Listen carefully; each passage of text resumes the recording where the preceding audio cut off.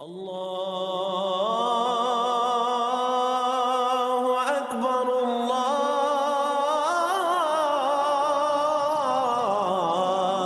اکبر۔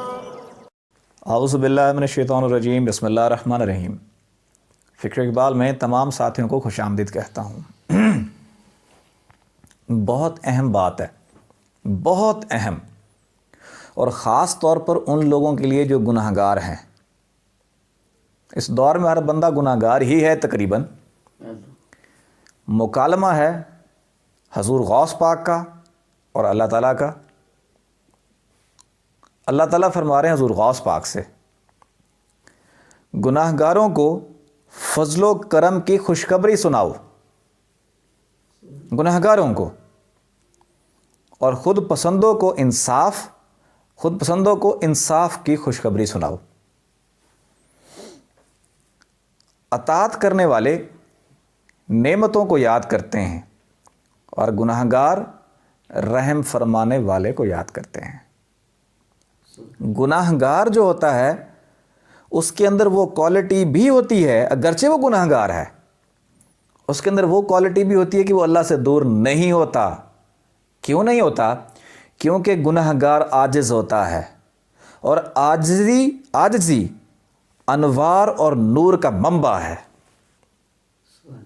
ایک بزرگ تھے، عبادت کر رہے تھے پہاڑ پہ چڑھ کے، 12 سال عبادت کی۔ 12 سال کے بعد فرشتہ آیا، کیا چاہتے ہو؟ تو کہتا ہے 12 سال عبادت کی ہے، انصاف چاہتا ہوں۔ فرشتہ چلا گیا۔ پھر دوبارہ 12 سال کے بعد 12 سال پھر پہاڑ پہ چڑھے، عبادت کرتے رہے۔ 12 سال کے بعد پھر فرشتہ آیا، کیا چاہتے ہو؟ انصاف چاہتا ہوں۔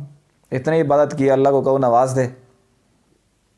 12 سال پھر ریاضت کی، 36 سال ہو گئے۔ 36 سال کے بعد پھر فرشتہ آیا، کیا چاہتے ہو؟ تو نے کہا اللہ کو کہو میں انصاف چاہتا ہوں، بڑی عبادت کی ہے، کوئی نواز دے۔ اللہ نے فرمایا کہ اس سے کہہ دو 36 سال اب پہاڑ تیرے اوپر چڑھ کر عبادت کرے گا، انصاف تو یہی ہے۔ انہوں نے کہا یا اللہ معاف کر دے، یا اللہ معاف کر دے، تیرا رحم چاہتا ہوں، تیرا رحم چاہتا ہوں۔ تو اب گناہ گار کیا ہوتا ہے؟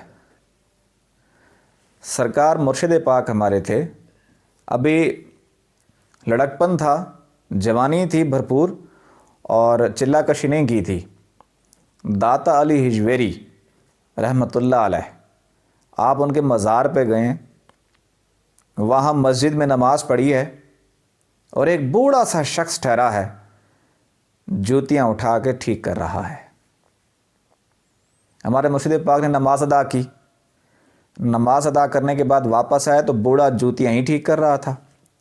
تو ہمارے مرشد پاک نے فرمایا بابا جی آپ نے نماز نہیں پڑھی، آپ جوتیوں میں لگے رہے ہو۔ تو اس نے کہا بیٹا ساری زندگی میں نے نماز نہیں پڑھی، اب مجھے شرم آتی ہے، اب مجھے نماز پڑھتے ہوئے شرم آتی ہے۔ اب یہی ہے کہ جوتیاں ٹھیک کر رہا ہوں، ہو سکتا ہے ان میں کوئی اللہ والا ہو، اس کی میں جوتی سیدھی کروں اور میرا بیڑا پار ہو جائے۔ اب یہ کیا تھا؟ عاجزی بھی تھی، اگرچہ گناہ گار تھا۔ سرکار پاک فرماتے ہیں جنگلوں میں چلے گئے، حکم ہوا لال باغ 7 شریف میں چلہ کشی کی۔ چلہ کشی کے بعد تزکیہ نفس ہوا، اس کے بعد منزل ملی آقا دو جہاں محمد مصطفیٰ صلی اللہ علیہ وآلہ وسلم کی باطنی محفل، حضور کی باطنی کچہری نصیب ہوئی۔ فرماتے ہیں جب دیدار ہوا حضور کا ان کی کچہری میں، تو حضور کے دائیں جانب وہی بوڑھا بیٹھا تھا جو جوتیاں وہاں ٹھیک کر رہا تھا۔ یہ کیا ہے؟ یہ عاجزی ہے، انکساری ہے۔ اور گناہ گار عاجز ہوتے ہیں، اور اکثر گناہ گار بلند ترین مقام اور منصب پر پہنچ جاتے ہیں جب کسی اللہ والے سے وابستہ ہو جاتے ہیں۔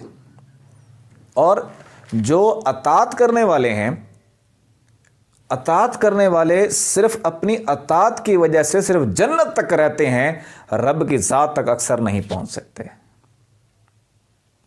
اس دور میں تو ہر بندہ گناہ گار ہی ہے تقریباً، کیونکہ یہ ویسے شیطانی دور ہے۔ اس دور میں